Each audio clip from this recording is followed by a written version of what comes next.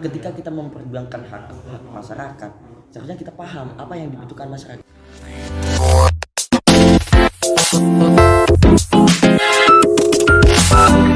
Assalamualaikum warahmatullahi wabarakatuh. Halo semuanya, ketemu lagi di podcast Aman, podcastnya anak manajemen. Kali ini kita sudah sampai ke season yang ketiga ya teman-teman, dengan saya sebagai host Leni Artanti. Tema kita kali ini yaitu demonstrasi dan mahasiswa. Kali ini saya tidak sendiri teman-teman. Jadi di sini saya sudah ditemani oleh narasumber kita yang sangat luar biasa. Di sini ada Kak Irfan Effendi. Sedikit disclaimer untuk teman-teman yang di rumah mungkin yang belum tahu siapa sih Kak Irfan Effendi. Kak Irfan Effendi adalah Presmanya Unisma tahun ini. Jadi Kak Irfan ini ketua BEMU.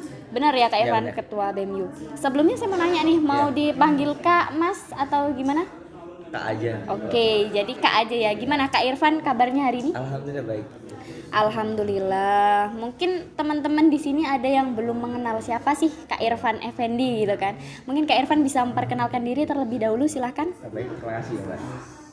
Sebelumnya perkenalkan, saya Irfan Effendi. Saya ketua BEM Unisma periode sekarang. Asal dari Lumajang. Terkait fakultas, saya dari Fakultas Ekonomi dan Bisnis. Saya juga pernah dulu berproses 2 tahun di Maprodi seperti teman-teman semuanya ini. Itu sih singkatnya. Oke, jadi Kak Irfan ini sangat luar biasa ya teman-teman, ketua dari BEMU yang kali ini sudah menemani kita untuk bincang-bincang kali ini. Kalau boleh tahu kesibukan Kak Irfan belakangan ini apa? Kesibukannya sih antara menyibukkan sendiri atau disibukkan dengan keadaan gitu. Karena juga di lain sisi kita kalau anak-anak organisasi gitu kan, yang sok-sok menjadi aktivis kayak gitu kan, itu disibukkan dengan akademisinya, dengan organisasinya. Jadi ya sama sih dengan kalian semua di sini, sibuk kuliah juga sibuk organisasi gitu ya. Iya, jadi Kak Irfan ini dengan background organisasinya yang sangat luar biasa. Kalau boleh tahu organisasi di kampus kan banyak ya Kak, ada internal, ada eksternal. Kalau yang Kak Irfan sendiri ikuti itu organisasi apa saja? Saya ikut organisasi kalau di kampus di internal ya pernah dulu di Maprodi sendiri kan. Terus juga sekarang di BEM Universitas. Terus untuk di eksternal saya ikut organisasi ekstra kampus PMI, Pergerakan Mahasiswa Islam Indonesia, dan juga organisasi daerah gitu. Oh, banyak banget ya Kak. Gimana tipsnya buat bagi waktunya dengan mengikuti organisasi yang sedemikian banyak, dan pastinya Kak Irfan ini kan di kuliah juga lagi sibuk-sibuknya ya. Nah, gimana tipsnya untuk Kak Irfan membagi waktunya itu? Untuk membagi waktu ya, yang penting kita pilih mana yang lebih dulu penting. Organisasi mana yang lebih dulu membutuhkan kalian gitu. Semisal kalau untuk sekarang saya dibutuhkan di BEM gitu. Oh ya udah, kita fokus di BEM terlebih dahulu. Kalau kita pentingkan di PMI atau di OPGA, kita lebih mementingkan itu. Jadi bagaimana kita memanajemen waktu, apalagi kita jurusan manajemen. Iya, benar banget. Jadi lebih ke memilih yang paling urgent gitu ya Kak. Gini, dari berbagai macam organisasi yang Kak Irfan ikuti, pasti kan kultur budayanya beda-beda ya Kak, dari setiap organisasi. Gimana Kak Irfan menyikapi hal itu? Dengan tadi ada sekitar 4 organisasi yang Kak Irfan ikuti dengan kultur budaya yang berbeda-beda, dan Kak Irfan ada di keempat-empatnya. Gimana? Kalau saya sih ya memang ya setiap organisasi itu mempunyai budaya dan kulturnya masing-masing. Bagaimana cara menggembleng anggotanya seperti itu kan. Kalau di PMI sendiri bagaimana proses kaderisasinya, basic terkait intelektual gitu. Kalau di intra kampus kan kita bicara soal bagaimana organisasi ini bisa memberikan arah yang jelas terhadap akademik gitu kan. Kalau di organisasi daerah kita lebih fokus bagaimana kita prosesnya, apa yang kita dapatkan di perantauan gitu. Selain itu mungkin solidaritas juga ya Kak? Solidaritas kekeluargaan itu sih yang lebih kalau di organisasi daerah seperti itu. Jadi kalau saya tuh menyikapinya kultur dan budaya itu kayak seru gitu, beda-beda kultur budaya, sehingga saya itu punya rumah yang beraneka ragam gitu. Ada 4 rumah yang saya miliki gitu. ada di organisasi daerah di mana teman-temannya yaitu satu daerah gitu. Terus di PMI di mana teman-teman lebih menyokong pada soal intelektual, diskusi kritis, secara kritis dan lain sebagainya gitu. Kalau di Mitra kan kita bicara soal bagaimana program kerja satu prode ini harus terlaksana dan lain sebagainya gitu. Itu sih. Selain kultur budaya, biasanya yang sangat mencolok perbedaannya itu kan visi misi Kak ya. Visi misi setiap organisasi itu pasti beda banget. Mungkin juga Kakak punya visi misi secara personal. Kalau misalnya visi misi dari organisasi yang Kak Irfan ikuti ini berbeda dengan visi misi Kakak secara personal, bagaimana Kak menyikapi hal itu? Pertama sih, sebelum masuk dalam sebuah organisasi kita lebih dulu harus pahami organisasi apa yang kita ingin masuki gitu.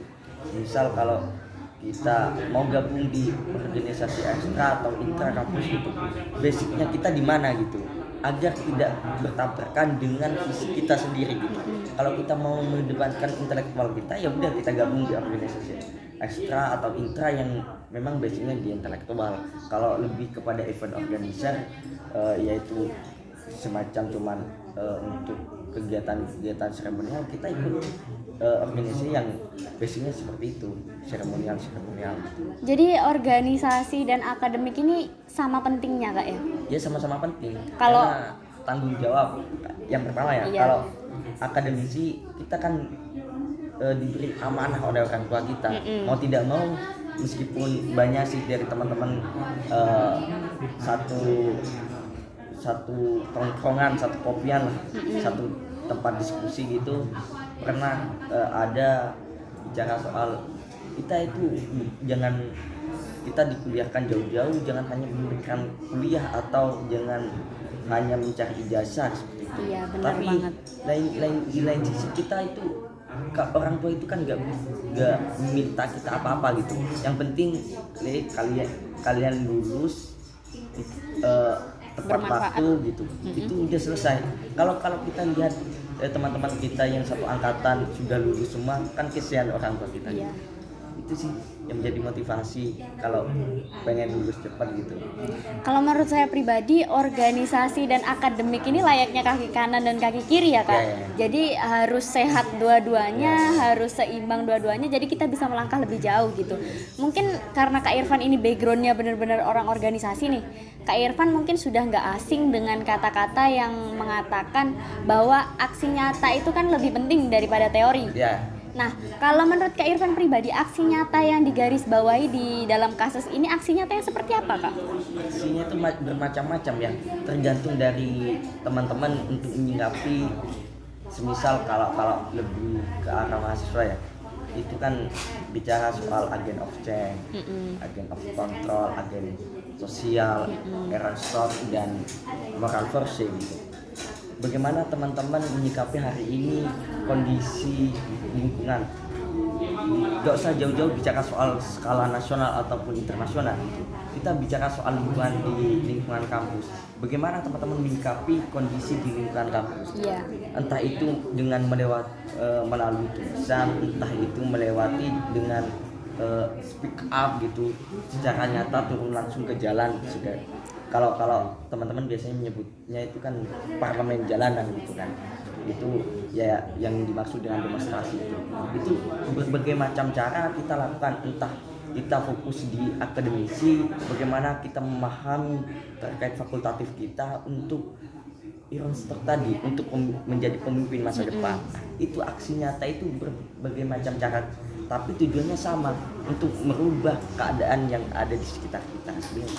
Jadi aksi nyata itu lebih kayak mengarah kepada program yang memang sudah direncanakan sebelumnya ya Kak, dan program ini secara umum dipandang positif gitu, baik oleh masyarakat ataupun mahasiswa gitu kan.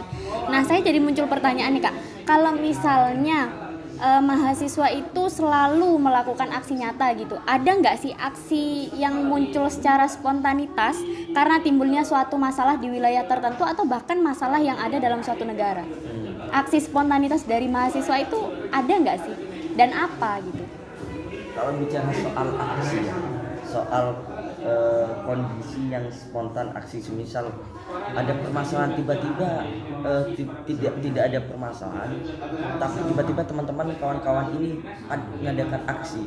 Kalau saya baca tentang bukunya Tan Malaka, bagaimana aksi massa itu bicara soal bagaimana kalian itu harus memahami kondisi dan apa yang dibutuhkan oleh masyarakat. Ketika kita memperjuangkan hak masyarakat, seharusnya kita paham apa yang dibutuhkan masyarakat.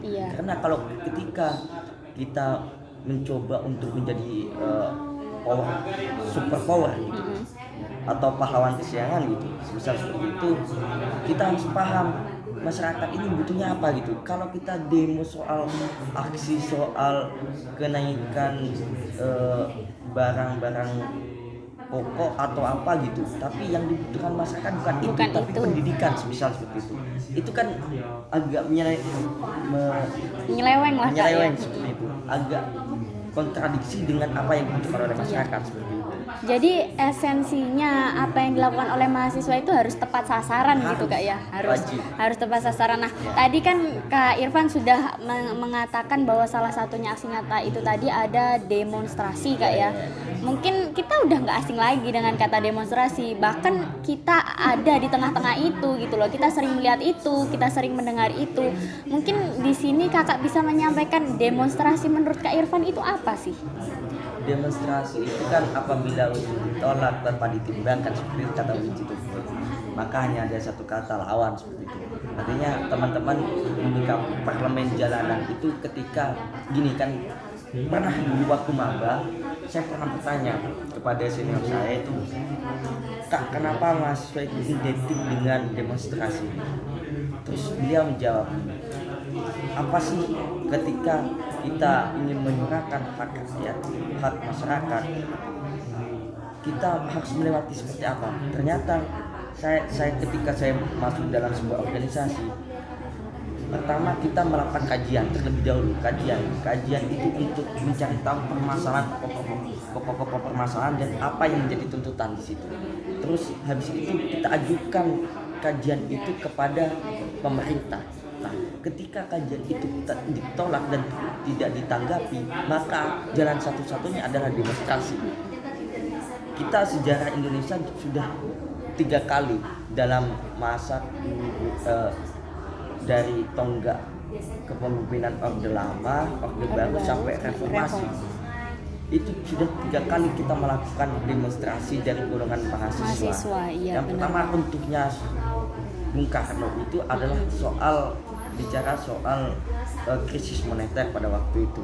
Terus pada Orde Baru yang bernama PRITA itu, program rencana pembangunan 5 tahun itu ternyata menghegemoni kebebasan, dan sebagaimana pada pasal Undang-Undang Dasar 1945 pada pasal 28E soal kebebasan berpendapat, kebebasan berkumpul, kebebasan hidup dalam bermasyarakat dan berwarga negara ini, itu sudah diatur dan sudah ada di Undang-Undang Dasar. Sehingga ketika kita ingin menyuarakan itu hal-hal yang wajar gitu. Tapi pada waktu Orde Baru melalui hegemoni Soeharto dalam menjadi presiden pada waktu itu, dan juga mantan jenderal TNI itu menghegemoni para aparat keamanan militer untuk merendam, merepresi mahasiswa agar mereka hanya fokus kepada akademik. Nah, sehingga itu menjadi tercetus di hati mahasiswa bahwasanya mahasiswa bukan hanya untuk akademik gitu. Kita punya tanggung jawab secara nyata, yaitu untuk merubah keadaan sosial. Jadi lebih ke demo itu suatu kegiatan untuk menyuarakan pendapat ya Kak. bagi mahasiswa, kegiatan demonstrasi yang tadi sudah Kak Irfan definisikan sebagai menyuarakan pendapat ini sudah nggak asing lagi Kak ya, sangat nggak asing. Bahkan kita udah sering melakukan, kita sering mendengar seperti itu ya Kak. Tapi apakah mahasiswa yang melakukan demonstrasi itu tahu apa sih manfaat ketika mereka melakukan demonstrasi? Ini menarik karena banyak pasti yang bertanya soal apakah seluruh yang ikut aksi itu paham terkait apa tuntutannya. Iya. Di dalam gerakan sosial itu kita tidak hanya membutuhkan seorang, karena dalam membuat demonstrasi sebuah aksi kita harus menyiapkan perangkat-perangkatnya dari koordinator lapangan hingga aster yang bagian perlengkapan dan lain sebagainya, keamanan, dan juga bagaimana nanti orang-orang yang nanti dipersiapkan untuk menjadi untuk bertemu ketika nanti ada dari anggota pemerintahan yang mengajak untuk berdialog. Benar. Sudah diatur, dan juga jangan lupa bahwasanya masa-masa ini juga penting, entah masa yang paham terkait tuntutan itu, entah masa yang tidak paham terkait tuntutan itu, tapi dia secara emosional, secara tidak sadar dia itu merasa bahwasanya saya harus ikut. Iya. Meskipun saya tidak paham Nggak tahu itu apa sudah maksudnya ya. ada di dalam buku gerakan sosial, itu bukunya Jalaluddin Rahmat, itu di sana ada terkait bahwasanya di dalam gerakan sosial itu ada perilaku kolektif. Ketika gini, ada contoh ketika sampai pernah nonton bola. Pernah. Nah, nonton bola itu di stadion itu kan itu kegiatan secara kolektif, perilaku kolektif. Ketika ada gol, secara spontan meskipun kita tidak tahu itu golnya siapa pasti teriak ya Kak. Teriak. Iya. Karena itu kita secara tidak sadar spontanitas ya. Ya seperti itu sih. Gak apa-apa meskipun kalian paham atau tidak, yang penting kalian ikut terlibat dalam aksi itu sudah menjadi dari teman-teman yang memang dari awal sudah berjuang untuk melakukan aksi, pasti mereka saya dihormati oleh teman-teman gitu. Nah, kalau gitu tadi berarti tujuan orang melakukan demo tadi ada dua ya Kakak sampaikan. Ada yang memang mengerti tujuannya, Ya. ada yang tidak. Nah, kalau kayak gitu ketika ada suatu aksi demo yang kurang kondusif, apakah hal ini bisa dijadikan sebagai salah satu indikator gitu Kak, bahwa karena dia nggak tahu apa maksud untuk melakukan demo itu sendiri, makanya demo tidak berjalan dengan kondusif? Apa bisa dikatakan seperti itu? Oke teman-teman, mohon maaf karena tadi ada sedikit kendala, jadi bisa kita lanjutkan lagi ya bincang-bincangnya. Jadi gini Kak, tadi kan udah disampaikan bahwa ada beberapa aksi demo yang berjalan kurang kondusif gitu, dan hal itu yang menyebabkan mindset banyak orang itu berubah gitu. Yang tadinya menilai demo itu kegiatan yang positif menjadi demo itu dinilai sebagai kegiatan yang kurang positif gitu. Gimana caranya supaya demo itu bisa dinilai sebagai tindakan pembelaan kebenaran yang bernilai positif bagi halayak ramai gitu Kak. Nah, peran kita sebagai mahasiswa itu gimana untuk merubah statement itu tadi? Baik, untuk terkait merubah mindset apa yang sudah tertanam di benak-benak masyarakat ya, masyarakat halayak umumnya. Memang setiap kegiatan yang bersifat demonstrasi ini begitu banyak kepentingan yang masuk seperti itu. Entah kepentingan politik pemerintahan dan lain sebagainya, memang seringkali masuk dalam ranah-ranah tersebut. Tapi intinya gini, setiap demonstrasi pasti ada kejadian anarkis, pasti itu pasti terjadi. Karena yang tadi saya sebutkan tadi bahwasanya teman-teman itu ketika mereka sudah capek lapar gitu ya Kak, mereka sudah emosinya sudah sedikit saja kena senggol pasti emosi. Jangankan demonstrasi gitu, karena kita bicara soal perilaku kolektif, gerakan sosial ini kan juga termasuk perilaku kolektif. Ketika kita nonton konser gitu, kalau sudah capek kena senggol sedikit aja itu pasti emosi kan seperti itu. Sehingga gini, mindset itu tidak bisa kita ubah, tapi intinya setiap kegiatan demonstrasi yang kita lakukan pasti itu untuk kepentingan bangsa gitu. Dari tahun-tahun sebelumnya juga sudah terjadi gitu. penjarahan pada waktu Orde Lama. Itu terjadi penjarahan besar-besaran terkait golongan Tionghoa gitu. Toko-toko dijarah dan sebagainya, terus masuk Orde Baru sampai ada pemerkosaan dan lain sebagainya, itu pelecehan seksual kepada mahasiswi dari aparat seperti itu pasti terjadi. Tapi intinya di sini kita pernah mengadakan gerakan yang sangat besar-besaran, tapi di lain sisi ada keburukan, di sisi lain kita mencapai tujuan tersebut. Itu ya inti pokoknya.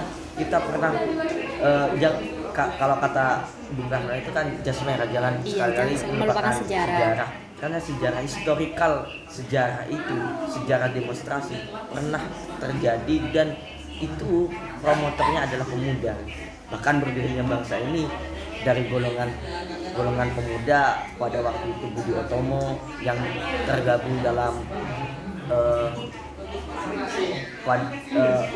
siswa yang sekolah di Stovia pada waktu itu hingga mendirikan Budi Utomo, dan sampai pada gerakan-gerakan yang bersifat primordial, Jong Java, Jong Madura dan lain sebagainya, itu sehingga membentuk suatu kongres pemuda sampai melahirkan Sumpah Pemuda. Itu kan berawal dari pemuda, sampai diculiknya Soekarno tersebut kan juga untuk segera mendesak untuk memproklamirkan kemerdekaan, itu juga sumbangsih pemuda gitu ya.